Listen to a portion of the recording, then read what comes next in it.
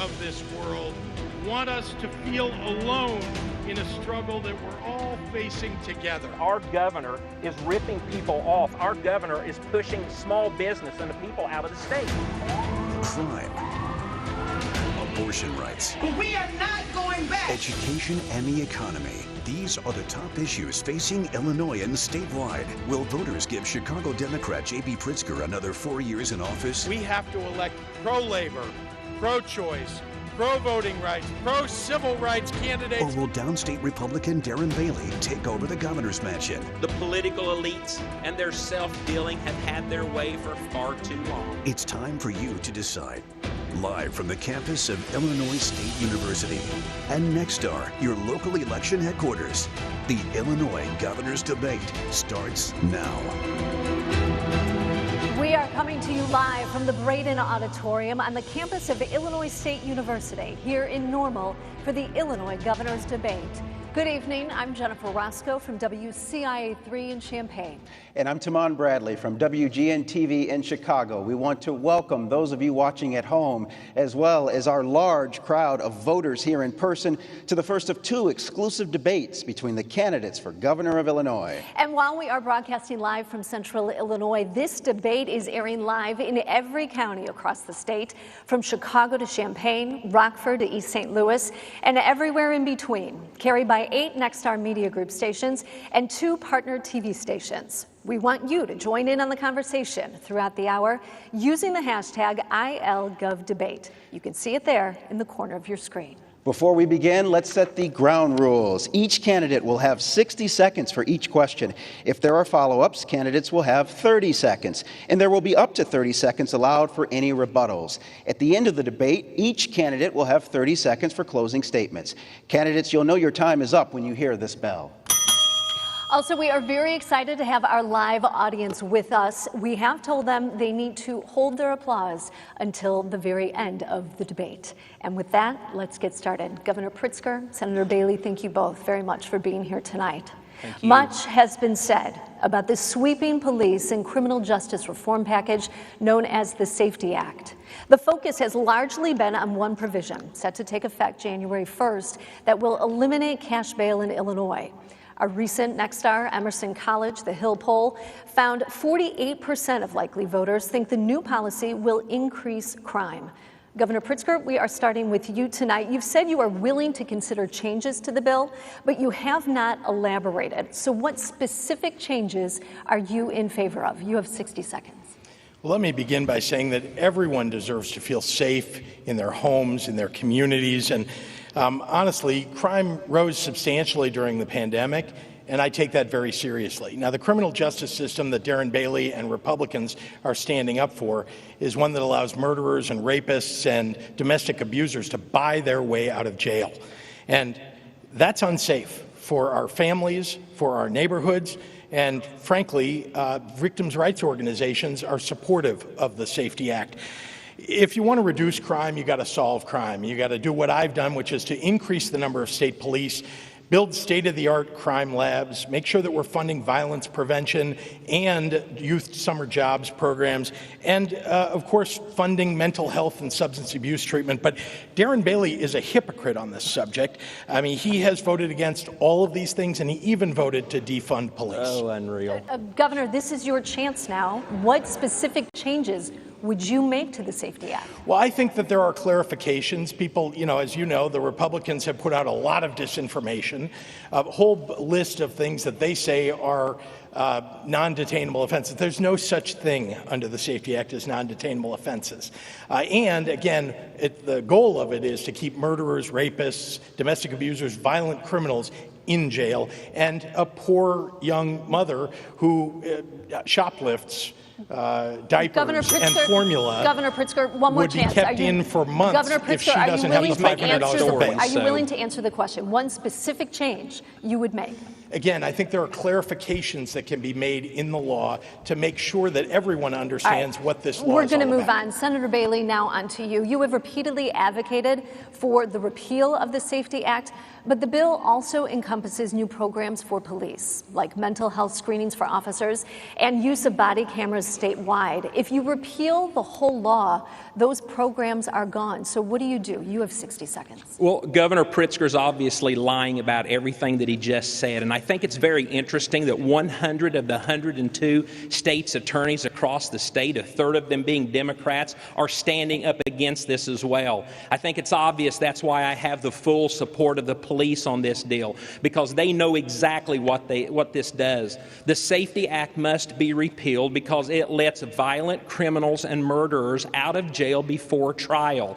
Now, Governor Pritzker could have proposed bail reform for nonviolent criminals. I would have supported that, but he didn't. Instead, he signed a bill that's attaching revolving doors to every jail in the state of Illinois. And friends, we're going to have the exact same problem across the state that Chicago is experiencing after January 1st. So again, Senator Bailey, would you repeal the act, the Safety Act? Yes, because the Safety Act was concocted at 4 a.m. in the wee hours of the morning without any police involvement whatsoever. Thank you, Senator. We need to come and sit at the table and deal with the real issues and problems. We are going to move on. We have a follow-up for the governor. Now, last month, former Riverside Police Chief Tom Weitzel criticized the Safety Act in an op-ed, saying it will take officers off the streets. Quote, "You could have officers doing paperwork for 6 to 8 hours on a single arrest, which is unacceptable. The law will also create apathy and low morale," end quote. So what is your response to police who say you are making their jobs more difficult? You have 30 seconds here. That's in fact not true. What we're providing is more funding for police, making sure that we have the ability for police to get the tools and technology that they need to solve crimes more quickly. You know, it's one of the reasons that I invested in our crime labs is to make sure that we could eliminate, as we did, the rape kit backlog in our state. We had 2,000 rape kits left over from the last Republican governor, and we've solved that by actually investing. Darren Bailey voted against that. Senator Bailey, do you support any form of eliminating cash bail, or would you prefer to keep the current system that's in place? 30 seconds to you.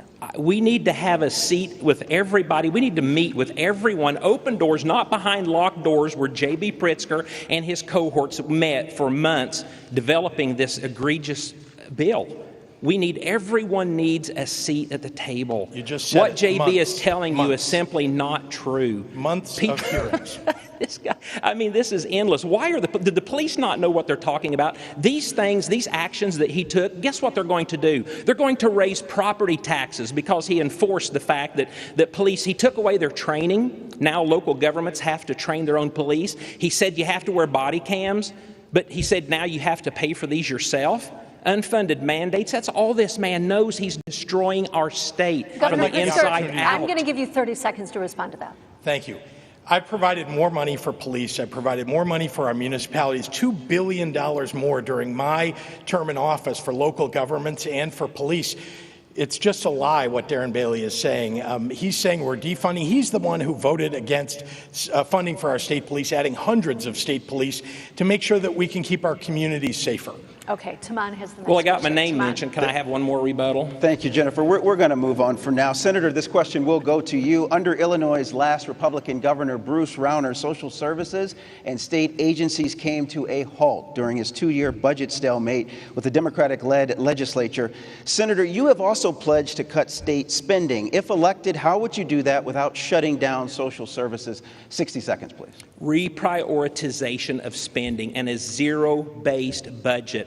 When I started this journey with J.B. Pritzker, Illinois budget was $34 billion, and today it's $46.5 billion. When there's a problem, J.B. just happily throws cash at the problem without any accountability or transparency at all. We have everything that we need within our laws and our agencies. But you know what the problem is? Many times people don't know what's available to them. I hear this all the time. I heard it today, a lady with a child that needs help, and she's just recently discovering what is available to her. J.B. Pritzker has absolutely failed the people of the state of Illinois by informing them, but instead he likes to toss cash, create new programs, and actually he's doing the same thing with our police. I sponsored a bill that actually gives more money to the police than he offered. He'll throw more money and hire more police, but guess what? They won't have the power to do their jobs. Senator, you mentioned zero-based budgeting, but what happens if the Democratic-led House and Senate say no? I think it's pretty obvious when people across the state consider where we are at today versus when J.B. Pritzker started. There is nothing that's any better. Our property taxes, our crime, inflation, our schools, things are a disaster. So I will bring to the table and create unity so that we all sit down and talk about the solutions. All right, Senator. Governor, I want to bring you into the conversation. In recent weeks, Illinois families have started receiving one-time income and property tax rebates, but families are still feeling the squeeze due to the tax hikes. Vehicle registration fees have increased $50 to $100, and you've raised the gas tax and expanded the online sales tax. Would you consider rolling back any of those taxes due to inflation? 60 seconds, please. It's been almost 20 years since Illinois invested in our infrastructure. And as a result of the infrastructure bill that I got passed, we are rebuilding our roads and our bridges and our airports and water ports. In fact, in Darren Bailey's district, we are rebuilding roads that are vital to the people who are farming in his district. Look, I want to be clear. I balanced 4 budgets in a row. I paid off all the state's overdue bills. I've gotten 6 credit upgrades, and I've provided $1.8 billion in gas, grocery, and property tax relief. If we keep balancing the budgets, if we keep doing it, we can make tax cuts permanent. Governor, you pursued moving Illinois from a flat tax income system to a graduated one. Is that something that you would pursue in a second term? Will you revisit that? No, but I do believe that wealthier people should not reap all the benefits and working people getting the shaft. I have, in fact, worked to make our tax system fairer. I believe that it's important to note that I closed corporate loopholes, $700 million worth, and made sure that we provided tax relief to working families. We'll put 15 seconds on the clock. You do want the wealthy to pay more, so how do you achieve that, given we have a flat tax system? Again, I just pointed that out, right? Closing corporate loopholes for businesses that don't need it allowed us to bring $700 million more into government and to make sure to provide those Senator, hold on one second. Seniors relief, that tax relief for working families. That is what we're trying to do. Senator, we heard a lot of people complaining about property taxes, but those taxes pay for more than 60% of the state's education funding. So, Senator, how do you balance property tax relief against making sure that states are fully funded? We'll give you 60 seconds. Zero-based budgeting and dealing with the property taxes, every word that comes out of this man's mouth is deception. He shorted our pensions by $4 billion every year that he's been governor. That's a lie. Our budget's not balanced. This man borrowed money, the only governor in America to borrow money from the Federal Reserve. Our budget's still not balanced. He tossed COVID cash to fund schools and townships and private interests. JB's an arrogant liar. This budget to him is a shell game, and he thinks that we're all patsies because we're buying it. Well, friends, people are waking up to the truth, and that truth is going to get this man fired this year. Governor, your name was invoked. If you'd like to take 30 seconds to respond. Well, over and over again, you've heard Darren Bailey lie just for the last 10 minutes of this debate. And I have to say that he's following in the footsteps of the person he begged for an endorsement from, and that's Donald Trump. The truth is that we need a governor who actually stands up for the truth. Let me tell you the truth. I consolidated police and fire pensions across the state. We're worse off. That is allowing property taxes to go down by billions of dollars. Darren Bailey voted to raise property taxes by 81%. Got it. Governor, back to the same question. How do you balance property tax relief against making sure that schools are funded?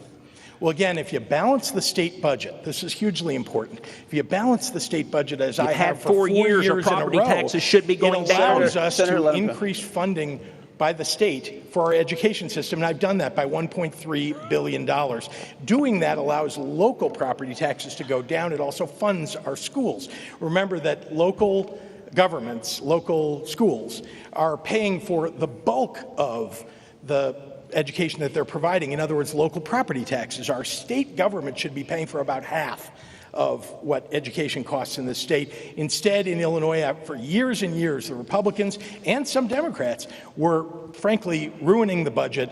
And as a result, we've had to provide more and more tax relief at the state level, again, balancing the budget. Having a surplus, as I have achieved over the last 2 years, allows us to reduce the burden on local property taxpayers. Thank you. Senator Bailey, you've said on Facebook Live that you would roll back everything that Governor Pritzker has done in his first term. Does that include measures like the $15 minimum wage here in Illinois? 30 seconds, please. Oh, I think it was very obvious what I meant. Most of this law is going to entail dealing with the General Assembly, the $15 an hour wage. No, I think I was talking about a lot of his tax hikes, the Safety Act. That's what we're dealing with right now. That's what's destroying our state. People have made their adjustments to the $15 an hour wage. I didn't agree with it. I voted no against it. But we've got a lot of work to do. This guy's had 4 years. We should be better off today, and we're not. So, Senator, you would leave that $15 minimum wage in place? Yes, it's not on my agenda. I'd like to respond. But please, go ahead, Governor. Yes, So we'll give you some let's time. just point out, Darren Bailey, once again, is lying. He has said he wants to eliminate the state minimum wage. He says that he can't get it done, but if you put a governor in, and if he succeeds at it, people's wages will go down. I've worked hard to raise wages in the state to make sure that we have not only the ability small to business, creating jobs and raising wages. That's the job of a governor, and apparently Darren Bailey doesn't understand that. Let's see if we can put a button up this issue. Governor, in light of the pain inflation has caused, do you commit to not raise taxes if reelected? 30 seconds. Again, we've balanced the budget every year, and we've had surpluses, and so we've got to continue to do that. That is how you lower taxes in this state. Okay. All right. Thank you very much. Can I have a chance at that one? No, Jennifer's got another question for us. We got to keep it My moving. name is being mentioned by everything you're the get man another opportunity, says. I promise. All right, we're going to move on, gentlemen. We're going to move on to the topic of abortion now. You have both had a lot to say since the Supreme Court overturned Roe versus Wade. Governor Pritzker, you have made abortion rights a centerpiece of your campaign. In Illinois, there are no restrictions on abortion before fetal viability. Most experts say that's reached around 24 to 26 weeks. After fetal viability, abortions may be performed to protect the patient's life or health. Governor, would you push to allow abortion for any reason throughout pregnancy? No, I think the law that we have in place now, which I signed into place, that protects a woman's right to choose, is what we should keep in place. Darren Bailey wants to eliminate a woman's right to choose. He wants to take away women's reproductive rights. You are so divisive on everything you say. That is precisely what he stands for. Divisive. Go look it up. And let me just tell you, I have That's all spent he my does. life fighting for women's rights and for women's reproductive rights, and as long as I'm governor, we're going to protect them. Okay, Senator Bailey, we're going to give you a chance to respond now. You said in one of your Facebook videos, quote, "I think we're going to end this abortion thing," end quote. Aside from saving the life of the mother, would you ban all abortions, including in cases of rape and incest? You have 60 seconds. Illinois has the most permissive abortion laws in the nation. Nothing's going to change when I'm governor. I couldn't change them if I could. J.B. Pritzker stays up at night trying to dream up new abortion laws. Those issues are dividing us. My focus is going to be crime, taxes, and education. I've been saying that for a long time as well, and you didn't pick up on that. Those are the issues that unite us. Those are the issues that are causing our state to fail. But J.B. Pritzker wants to fearmonger and put all of this nonsense out there that can't be changed anyway, and it needs to stop. We need to focus on uniting this state. Thank you, Senator Bailey. Our next question comes from one of our viewers. Joining us now for that is Shelby Roberts. She's the main anchor at WMBD here in Central Illinois, and she is with us tonight on stage at the Braden Auditorium. Shelby. Jennifer, thank you. Governor Pritzker, Senator Bailey, thank you both so much for joining us. We do have a handful of viewer questions we'd like to get to tonight. The first coming from Nick Mazzarelli in LaSalle County. Here it is. The cost of college tuition has been steadily increasing, which has made it extremely difficult for students to afford attending public institutions of higher education, especially students who come from first-generation or low-income families. Do you believe it is important for Illinois to invest more in higher education? And if so, what specific steps would you take as governor to lower the cost of higher education? So a very timely question with us, particularly being on a college campus. Senator Bailey, we'll start with you. Again, that question is, what specific steps would you take as governor to lower the costs of higher education? You have 60 seconds. Yeah, and I feel for the young man asking the question, because many of our children are being pushed out of state because of the high cost of education. Administrative bloat is what's causing this. Unfunded mandates from the governor's office are what's causing this. Are you guys aware that the president of University of Illinois, President Killian, makes almost $1 million a year? Can you tell me in what world that makes sense? Our children are leaving the state. They're not able to attend here. Our tuition is entirely too high. And guess what? Newsflash, under the last 4 years of J.B. Pritzker, it's gotten worse. He's got the supermajority. If we want to tackle and deal with these issues, we should be the ones. We have the wonderful colleges in this state where everyone in the nation should be wanting to flock here. And I want to give ISU a shout out, because when I sit on the appropriations committees and look at these budgets, Illinois State University is consistently on top of their action, and they're doing an amazing job. So thank you. Governor Pritzker, your turn. What specific steps would you take to lower the cost of higher education? You'll also get 60 seconds. When I came into office, young people were leaving this state because it was cheaper to go to the University of Alabama or University of Iowa than it was to stay here in the state of Illinois. And so I went after that. I raised the investments that we're making in higher education. In fact, I've increased MAP grants, those are our state scholarships, by 50%. That's $200 million. And that means that anyone that's eligible that applies for a MAP grant now gets one. That's never happened in the history of our state. And now, as a result, we have the highest freshman enrollment across the state in 6 years. And here at ISU, it's the highest in 35 years. Let's continue with the topic of education. Under Chicago City College's STAR program, students who complete high school with a B average get free tuition and books. Senator Bailey, would you consider a free community college program statewide? 30 seconds, please.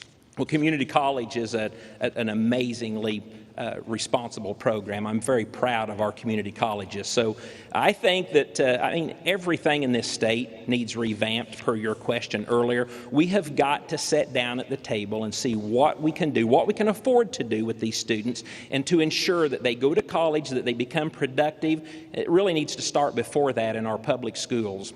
Governor Pritzker, same question. Would you consider free community college statewide? 30 seconds. Well, Darren Bailey apparently wants to sit down at a table to figure it out, doesn't actually have any ideas. I've been going at making sure that we're increasing funding for scholarships for kids to go to community college, to make sure that they can get certificates and associate's degrees. And again, Darren Bailey voted against all of that. So why aren't they going to free? And as a result of the work that we've done, we have more kids who are choosing to stay in Illinois, and adults too, who want to get a better skill and a better wage. Gentlemen, if you talk over each other, we can't hear, so try not to do that. Last winter, the Illinois State Board of Education released a report card detailing significant drops in enrollment, academic performance, and potential declines in graduation rates due to the COVID-19 pandemic. Senator Bailey, what steps should the state take to make up for lost learning that students have experienced during the pandemic? 30 seconds. Oh, gosh. Well, we should never have shut down. Our education system is a national embarrassment. Our children can't read and do math at grade level. The overwhelming majority of children in Chicago public school systems can't read and do math at grade level. The Wall Street Journal just gave us an F. I'll fire the entire State Board of Education and Dr. Carmen Ayala. I'll make sure that we have local control, and I'll make sure the parents' voices are heard. I'll fully fund schools on time every year, and that will include instruction on trades and vocational skills. I will get rid of CRT. I'll get rid of the egregious gender curriculum that J.B. Pritzker has put in our schools. And unlike Governor Pritzker, I'll keep the schools open, and I'll make sure that parents have choice from competition. Senator, Governor, same question to you. What should the state do to make up for lost learning experience during the pandemic? And also, the senator mentioned critical race theory, gender studies, stuff like that. So if you'd like to address that as well. Look, so many untruths that have been said. I can't even address all of them. Let's start with this. He talks about what was in the Wall Street Journal. That was provided to them by a right-wing carnival barker organization here in the state of Illinois. Of course. It's just wrong. They are wrong. And the fact is that U.S. News and World Report gave Illinois the ranking of #1 among all the most populous states in the country for pre-K to 12 education. And I'm proud of the investments that we've made to accomplish that. All right. Audience, please hold your applause. Audience, help us out. Please hold your applause. Jennifer has the next question. All right, thank you, Taman. Gentlemen, the tragic July 4th shooting in the city of Highland Park left 7 people dead and 48 more hurt. Since then, activists have been calling for action on gun control. In fact, our poll found 54% of people support a statewide ban on assault-style weapons. So far, the legislature has failed to act. Governor Pritzker, I want to play you part of what you said in the hours after the shooting. I'm furious that this is happening in communities all across Illinois and America. I'm furious because it does not have to be this way. Governor, you have called for a national ban. Why haven't you been able to get this done at the state level? You have 60 seconds. Well, there are working groups that are working through this in the General Assembly. Remember, the General Assembly is a co-equal branch of government. They've got to do their work in order for us to actually have legislation. But I believe we ought to ban assault weapons and high-capacity magazines in the state of Illinois. And we should get it done nationally. Because that Highland Park shooting, the mass shooter, had 3 30-round cartridges and shot 83 bullets in less than 60 seconds. No one should have that kind of firepower. There's no sporting use for that, no defense use for that. The fact is that we've got to do more to get guns out of the hands of the people who shouldn't have them. And Darren Bailey wants to get rid of background checks in the state of Illinois. Let's try securing the borders. You want to get rid of the FOID card and get rid of background checks. I expanded background checks, so we now have universal background checks for everyone that purchases a gun. But, Governor, the Democrats control the state legislature. Again, why haven't you been able to get this done if you want it so badly? Well, I'm sure you understand that at this point in the legislature, you need a supermajority in order to get that done. So the working groups that are happening in the General Assembly are determining what they can get done in the veto session, which is happening in November, and what they can get done after the first of the year when there's a new session and you need Governor, a simple majority. Thank you. But we are going to ban assault weapons. Thank you, Governor. In this state. Senator Bailey, you have voted against gun control measures in the past, but as we stated, our poll found a majority of people in Illinois want a statewide ban on assault-style weapons. Would you go against the majority's wishes as governor? Why or why not? 60 seconds for this question. Well, again, it's the General Assembly that determines that. My heart absolutely breaks for everyone that's afflicted by these deaths that are literally happening every day and every week in Chicago in the minority neighborhoods where Governor Pritzker doesn't really care to show up. Illinois has the most restrictive gun laws right now, friends. Take a look at it. We've got everything that we need. The Highland Park shooting, it shouldn't have happened because of the laws that are on the books. But when Governor Pritzker doesn't follow or obey those laws, these things happen. We need a governor who's going to stand up, just like I talked about mental health. We've got these things, mechanisms available, but people don't know because we continue to pass new laws continually all the time. And as per Governor Pritzker's issue about involving the General Assembly, I find it very interesting. He hasn't really cared too much about that 2 years ago since he continues to expand his executive orders every month. It's nonsense. Senator, thank you. Taman has now some follow-up questions on the topic of gun control. Thank you, Jennifer. Governor, during your first term, you signed a bill that includes the option for FOID card applicants to submit fingerprints to expedite the process, but many still opt out, leaving the state without complete data and law-abiding gun owners in limbo due to a backed-up system. How do you balance the need to keep people safe without inconveniencing lawful gun owners? 30 seconds, please. Well, I don't think it's too much of an inconvenience for a lawful gun owner or somebody who's purchasing a gun to go through a universal background check. That is what the FOID card really is all about. And if we don't do that, we're going to end up with more illegal guns on the street and more felons who are able to attain those assault weapons and high-capacity magazines and other guns who are going to, frankly, run rampant. I think it's funny that Darren Bailey doesn't want to fund police, but thinks that everybody ought to have a gun. Senator, same question for you. How do you balance the need to keep people safe? Can I address that? Yes, you can. Yes, certainly. I don't want to fund police. Go ahead, 30 I seconds, actually sponsored a bill that had more money than it was in Governor Pritzker's budget. That budget that he keeps talking about that was involved in, well, it was a over-the-top spending budget. $46.5 billion, friends.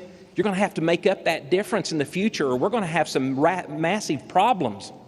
Okay, Senator, same question for you. How do you balance the need to keep people safe without inconveniencing lawful gun owners? 30 seconds. We repeal the Safety Act, and we allow law enforcement to do their jobs. We make sure that people understand that are on they are actually enforced. That's what we do. The FOID card does nothing. You already have a federal background firearm check. Every state around us, they don't have a FOID, but we do, and the fees keep going up, and Governor Pritzker swept the funds here not too long ago. It's nonsense. All right, thank you, Senator. Governor, next question for you. After Highland Park, state police issued an emergency rule. It strengthens their ability to consider clear and present danger reports when considering FOID applications, but the gunman in Highland Park was still able to obtain a firearm because his parents signed release forms on his behalf. Would you consider eliminating the parental consent loophole for 18-year-olds and raising the close that loophole and make it impossible for someone to get an assault weapon and high-capacity magazines? We've seen 7 people died because one person went on top of a roof with his assault weapon and high-capacity magazines, and 36 people were shot. No one should have that kind of firepower, and yeah, we should make sure that he couldn't get it. Senator Bailey, your school, Full Armor Christian Academy, has a sign on its doors warning people that staff are heavily armed and any attempt to harm children will be met with deadly force. Senator, do you want to arm all Illinois teachers? 30 seconds, please. Well, first and foremost, that school is not political, and I'm not dragging it into this campaign. Secondly, to the General Assembly of whether or not they would want to support such a measure and bring it to the attention. And I want to make sure that you understand something, everyone out there. I want to make a commitment to the people right now while we have time, because I want to commit to you that when I get elected as governor, that I'm going to serve all 4 years of my term, that I promise you I will not be running for another elected office. I've signed the People's Pledge promising that I'll do that. And Governor Pritzker, I want to ask you if you're interested in signing that same pledge to commit that you won't run for another office while you are governor. And as a matter of fact, I have the pledge right here if you're interested in signing that. All right, audience, we need you to remain quiet. We need you to... Any response? Senator, are you going to run for president? Senator, Jennifer and I will have questions here, but it is a relevant topic. We're going to do a quick pivot. We're going to move back because we're in control here. But, Governor, it is worth asking. You've raised your national profile quite a bit, raising funds for Democrats in other states, and by traveling to New Hampshire, these moves have stoked speculation you might run for president in 2024. It is fair to ask, will you commit to serving a full term if reelected? 30 seconds, sir. I intend to serve 4 years more as governor and get reelected, and I intend to support the president. He's running for reelection.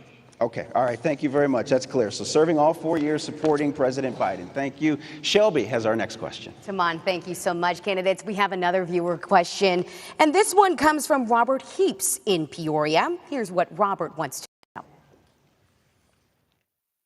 What specifically do you plan to do to ensure the Illinois state pension system remains sustainable? And Senator Bailey, you'll go first for this viewer question. Again, specifically, what is your plan in order to make Illinois state pensions sustainable? You have 60 seconds. Well, I can say that if I would have been governor for the last 4 years, we wouldn't be having this conversation. And every state employee, whether they're earning their pension or whether they're living off of it, would feel comfortable, and they wouldn't have to worry about that each and every day. Because as this gentleman suggested, there is not one state worker who has earned or who is earning their pension that believes or feels confident that that pension is going to be with your political elites and union bosses have hacked the system for far too long. So I'm doing what I've been doing, raise the alarm, I call the problem what it is, and I've been sitting down with pensioners across the state, sitting at the table, trying to find out what we can do, putting new hires on 401k plans, what we can do. Once we do a zero-based budget, I believe there's $10 to $15 billion in that budget of waste, and we can take that again to get our state healthy again. So I assure you that I will not infringing upon your earned benefits, but unfortunately, you're still as about that as you were 4 years ago. Thank you so much, Senator Bailey. All right, your turn, Governor. What specifically do you do in order to make state pensions sustainable? You have 60 seconds. Well, during my term in office, I have from the very beginning said that a pension is a promise and it must be lived up to by state government.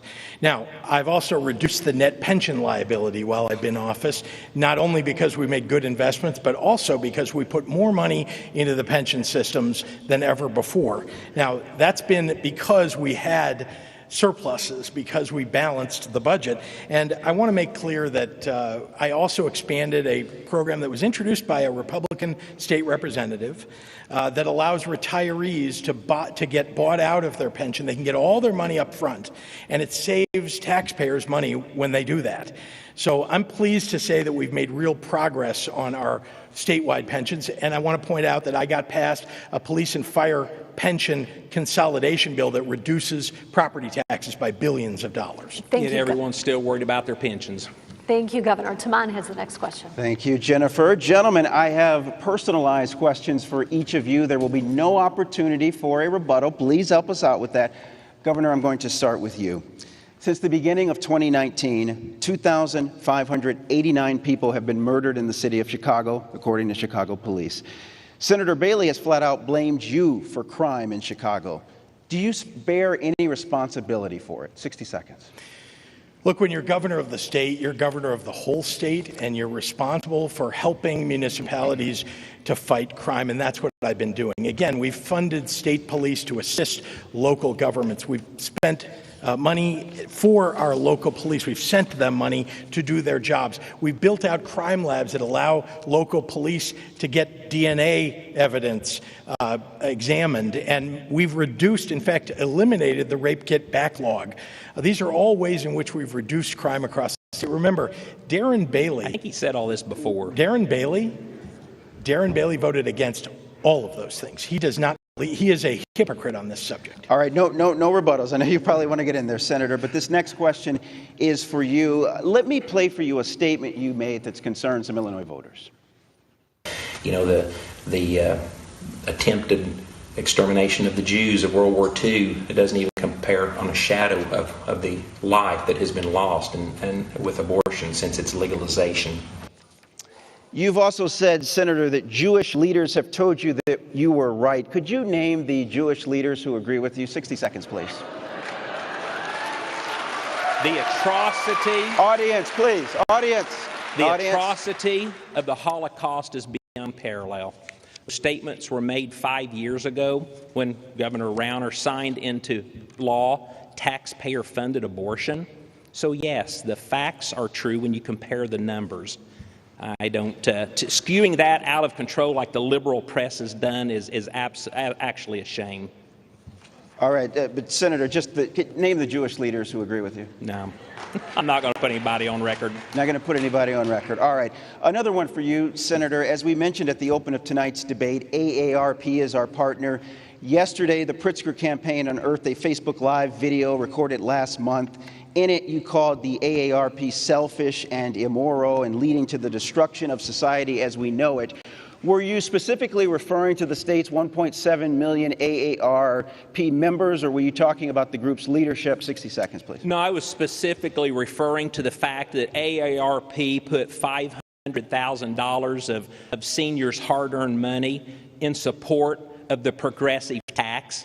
And J.B. Pritzker's progressive tax, which if he's elected again, it will come back in force, and it is going to be a tax on your retirement. Make no bones about that. Don't think that he's trying to tax the rich. This is what JB does very well. He lies about things and then he changes it all, and that's exactly what's going to happen. Let's take property taxes. That may be one of JB Pritzker's biggest failures of all. Remember when he was campaigning 4 years ago and he said he was going to assign a commission to explore solutions for property taxes? He did that, and guess what? They came up with 0 recommendations, none. He's not interested in doing anything regarding property taxes. And as a matter of fact, Amendment 1, it's going to raise your property taxes. Senator, just one more time before we move on. I'll give you 15 seconds. When you said AARP was selfish and immoral, who were you referring to specifically? I was referring, as I said from the very beginning, the organization in its purpose of giving $500,000 to promote the progressive tax a couple years ago. Do you remember that in the last election? That is a tax on seniors' retirements. All right, thank you, sir. Jennifer has the next question. Senator Bailey, we're going to stick with you with this question. You sued Governor Pritzker over his use of emergency powers during the COVID pandemic. But how would you use your emergency powers if there was another pandemic? You have 60 seconds. Absolutely. The last thing we need to do is shut government down. We shut government down, we shut businesses down. School children lost 2 years of education that they'll never recover. Business left the state. The Magnificent Mile has a 29% vacancy rate. Friends, we can never do this again. It's government's role to protect the people. It's government's role to educate and inform. It's government's role to make all this available, but to allow the people to educate them in a way that they can live and function the way that they need to. One size fits all. I begged Governor Pritzker earlier, and especially as we were dealing and came back into session, that what's good for some of the larger parts of the state aren't good for our part of the state. Let local government decide what they think is best for their communities. Senator, thank you. Governor Pritzker, audience, please, we got to move on. Governor Pritzker, you have issued 34 COVID disaster declarations, one each month since March 2020. The state is no longer under any major restrictions. So why is the state still operating under these declarations? You have 60 seconds here. Well, I want to make it clear that when Illinois families are threatened, whether it's from a flood or by a deadly global pandemic, it's the job of a governor to save lives and livelihoods. You can't have your livelihood if you don't have your life, and that's why I followed the science. And by the way, we succeeded. We have one of the highest vaccination rates in the Midwest, one of the lowest mortality rates in the Midwest. No, that's not true. And this was all fighting through when Donald Trump and Darren Bailey were promoting conspiracy theories and telling people not to follow any of the mitigations. He didn't want people to get vaccinated, didn't want them to wear masks, and he himself is not vaccinated. And frankly, if he had been in charge, tens of thousands of people would have died more than did. But Governor, why are we still operating under these declarations? The president says the pandemic is over. We're following the federal disaster declaration. That is what the federal government has in place. And it allows us to bring in Medicaid funds and other to support people who have COVID-19 and to support our hospitals. All right, Governor, thank you. Timon. Thank you, Jennifer. Governor, your climate bill sets a goal of Illinois use 50% renewable energy by 2040. But even the regional grid manager says it can't get that done without raising utility bills. Question, should the state tweak its clean energy plan to prevent any future rate hikes? And we'll give you 60 seconds. So CEJA, the Climate and Equitable Jobs Act, is designed and is in fact increasing the amount of electricity being produced in our state, solar and wind. We have 7,000 solar applications that have been filed as a result of CEJA. I've cut the ribbons on quite a number of solar installations, which are increasing the amount of energy that's provided. Look, we live in a moment when there is high inflation, when we have a war going on between Ukraine and Russia. That has had an impact on electricity prices. But the fact is that here in Illinois, we are a net exporter. We are a net exporter of electricity in the state of Illinois. We continue to be, and we will continue to be because we're creating even more. We'll be the best state in the nation for clean energy. Well, Senator, I thought this was an area where the two of you agree, because at a forum in August, you said you were all in for green energy. but you disagree with the current timeline. So if elected, what changes would you make to the state's clean energy plan? Well, again, I'd repeal that bill and we'd come back to the table. JB's Climate Act is much more radical than the Paris Climate Agreement. It sets hard deadlines, much more dangerous than more so than anywhere in the world. We're not a net exporter, we're importing energy. J.B. Pritzker allowed for eminent domain in this bill. Friends, that's dangerous. We have no purpose for that in the state of Illinois. How many of you out there have experienced higher energy costs? A doubling maybe? That doesn't have anything to do with the war in Ukraine. That has to do with J.B. Pritzker's Climate Act, period, and it must be changed. All right, thank you, gentlemen. Back to Shelby now. All right, Taman, thank you so much. Governor Pritzker, Senator Bailey, this will be our final viewer question of the evening. And this one was sent to us by Brandon Monroe from Peoria. And Brandon did a little bit of homework for this one. According to a recent poll done by Chief Executive Magazine, where they asked nearly 700 CEOs and business owners to rank the states from best to worst to do business in, Illinois placed 48th. Just ahead of New York and California. With businesses like Caterpillar, Citadel, and Boeing leaving the state, what is your plan to make Illinois a more competitive place to do business in? And Senator Bailey, this question will go to you first. Again, that question is, what is your plan to make Illinois a more competitive choice for doing business in? You have 60 seconds. It's interesting because I'm hearing a very resounding message tonight from our questions. Governor Pritzker's had 4 years of a supermajority. We shouldn't be having this conversation. Just yesterday, we heard that Tyson Foods are exiting the state. Last week, or a couple weeks ago, the CEO of McDonald's said Chicago is a city in crisis. Our state leaders, Governor Pritzker and Mayor Lightfoot, are ignoring the situation. A zero-based budget, friends, will solve the problem. We'll put all new agency direct in place. We'll reprioritize our spending. We'll start from up. You will see where every penny is spent in every state agency.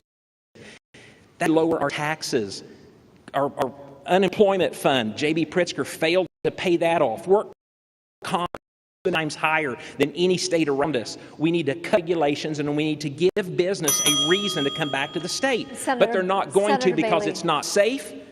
Our taxes are too high, and our education is disaster. Thank you. We're going to give Governor a chance to heard Brandon mentions like Caterpillar, Boeing, Citadel, Tyson moving jobs. So what is your plan to make Illinois a competitive choice for doing business in? You also have 60 seconds. Well, Rivian, Amazon, Kellogg's, Boeing have added tens of thousands of jobs in the state of Illinois, private headquarters here. And in fact, during my tenure in office, we've created more small business than ever before. Small businesses are thriving.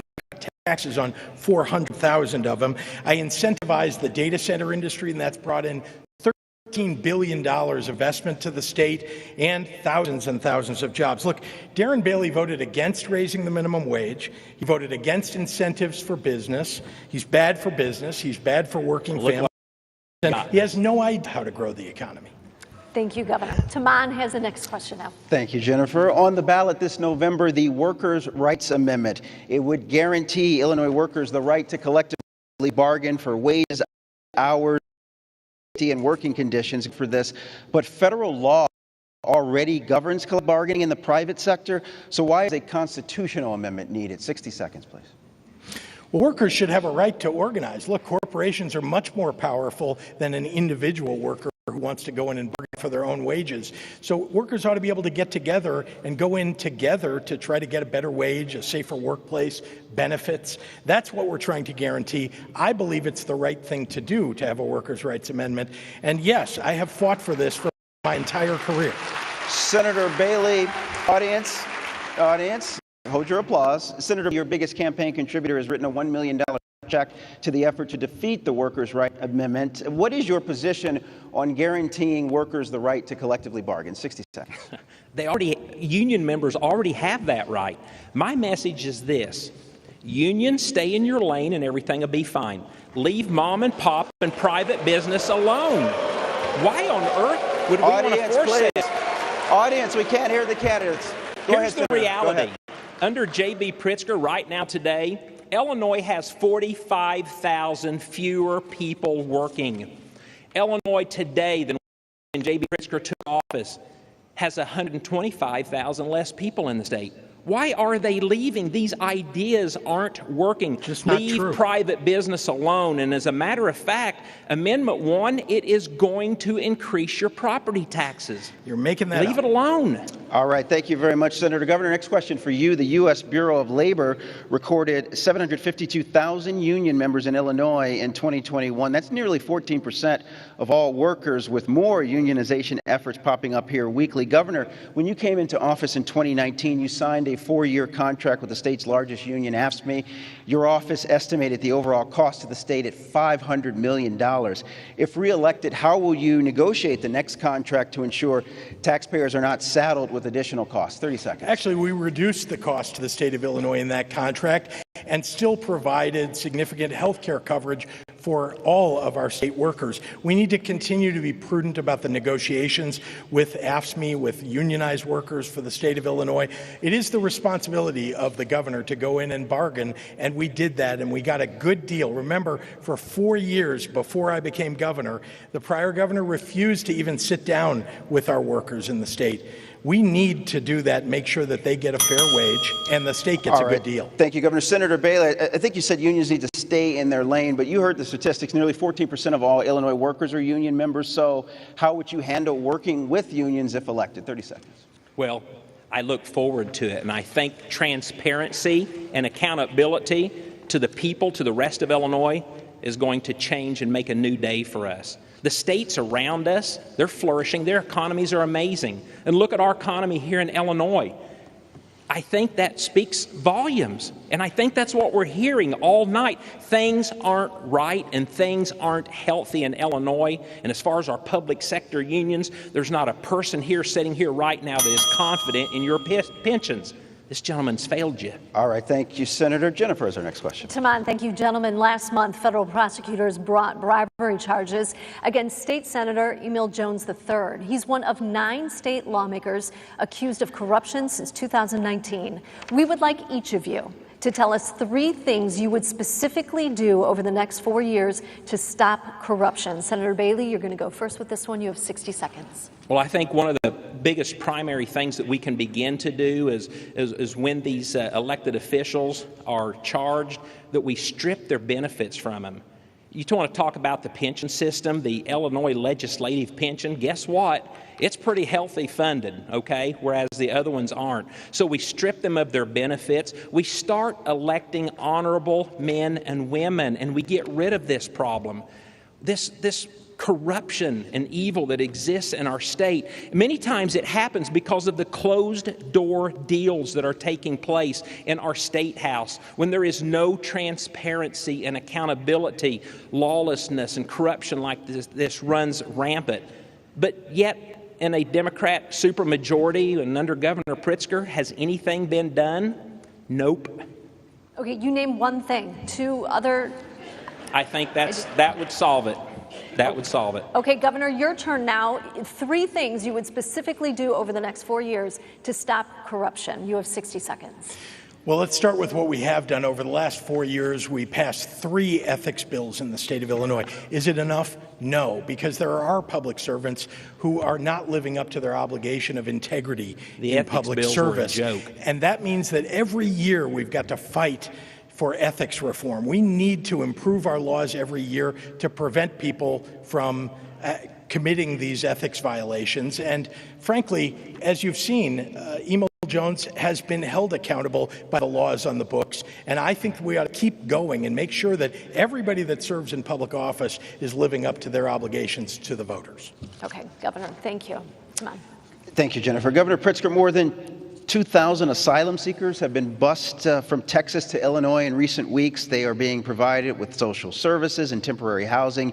You've signed several measures to give migrants more protections here. How many more asylum seekers can the state welcome without it becoming a strain on government resources? 30 seconds, please. We need comprehensive immigration reform in this country. That's the first thing that ought to happen. But when the governor of Texas, the governor of Florida are inhumanely sending people who are here legally, who are refugees to this country seeking asylum, when they send them to states all across the country, not just to Illinois, we have an obligation to act in a way that we should be proud of, that we're going to make sure they get shelter, that they get food, that they get health care, and that we allow them to get the asylum that they're seeking. Governor, thank you very much. Senator, your turn now. How would you respond to the arrival of migrants? 30 seconds, please. Well, Illinois is doing what Illinois does best, continually helping people in need. But the reality is no state or city can fund this or afford this. Illinois is a sanctuary state. Are you aware that we spend over $5 billion each year taking care of this situation? So I've asked Governor Pritzker to get a hold of his pal Joe Biden and secure the border. If he won't do that, send us the funds that we need, the resources that we need. And if he won't do that, put them up in one of your Hyatts on your own dime. All right, audience, we need. All right, we're running low on time. Jennifer has our next question. Audience, sit tight. You're going to like this one. You're going to like this. We have covered a lot of tough topics. We're going to end with a lighter question, and for that, we go out to the baseball field at Illinois State University. Hi, I'm Blake Stinger, outfielder for the Redbirds baseball team. We get to choose a walk-up song when you go up to bat. So, candidates, what would your song be? All right, so there you have it. If you were a baseball player, what would your walk-up song be? Governor Pritzker, you can go first, 15 seconds. Well, any song that highlights the big things that need to get done for our state is what I would suggest should be the walk-up song. We've gotten so many done over the last 4 years. All right, I hope he that couldn't we'll come up continue with to a do over song. the next 4. Senator Bailey, same question. What would your walk-up song be? I'm a hard-working man because these young people... I'm going to preserve a future for these young people, and I am going to represent every hardworking person out there. We have to give you time for closing statements. You each have 30 seconds. Senator Bailey, you go first. Your time starts now. Is this the close? Closing, yes. All right. Friends, we're being crushed by property taxes, crime. We're being crushed by failed education. And it's all because J.B. Pritzker is hell-bent on becoming the most radical leftist governor in America. I know I may seem a little different than some of you. I got a downstate twang, and sometimes I get a little too passionate about what's going on in this state. But this man is dangerous. Thank you, Senator Bailey. That's your 30 seconds. Governor Pritzker, your closing statement again, 30 seconds. Well, I'm proud of what we've achieved over the last 4 years. We balanced the budget. We paid off all our state's overdue bills. We got 6 credit upgrades and provided $1.8 billion in gas, grocery, and property tax relief. We raised the minimum wage, protected a woman's right to choose, legalized cannabis, and got the biggest infrastructure bill passed in the history of the state of Illinois. And I look forward to getting even more big things done for the people of our state. All right, that'll do it for us. Governor Pritzker, Senator Bailey, thank you both so much for sharing your visions of Illinois with us tonight. We really appreciate it. The second and final debate is October 18th in Chicago.